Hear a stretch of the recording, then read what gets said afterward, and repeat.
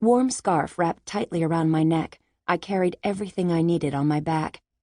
Around mile 3 of the 8-hour hike through Patagonia, I paused to take in the incredible view that stretched before me. Crystal blue water below, snow-covered peaks dotting the horizon.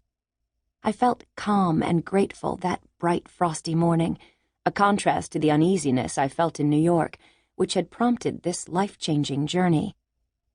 I had just decided to leave the Brooklyn-based real estate company, Forest City Ratner, my first employer and professional home of the previous 12 months, to take the leap and join our family business. I had always intended to work at another firm for a while, to gather experience from a different perspective, and then to join my father and brother at the Trump Organization. But as the day approached, my mind swam with questions prompted by the unknown. I knew from working at Forest City that I loved real estate and had the potential to excel.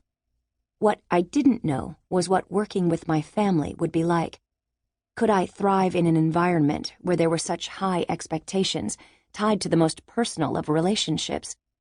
Was this unequivocally what I wanted to be doing? What would happen if I performed poorly? Or what would happen if, in spite of excelling, there wasn't great professional chemistry? I knew that family businesses in general tend to have binary outcomes. They either work incredibly well or are a total disaster. A meager 12% survive into the 3rd generation, and I knew of some family ventures that had caused irreparable damage among parents, siblings, and grandparents. While I never questioned my passion for real estate or my love for my family, I was wrestling with whether the timing and the decision to combine them were right for me. Women in real estate development were, and sadly still are, somewhat rare. Perhaps some of my reservations stemmed from the fact that outside of my family's business, I'd only ever known a handful of women at the highest ranks in their industries. The one who mattered most to me, of course, was, and still is, the most capable woman I know, my mother. When I was 8 or 9, I would sometimes accompany her on construction site visits to the iconic Plaza Hotel in New York.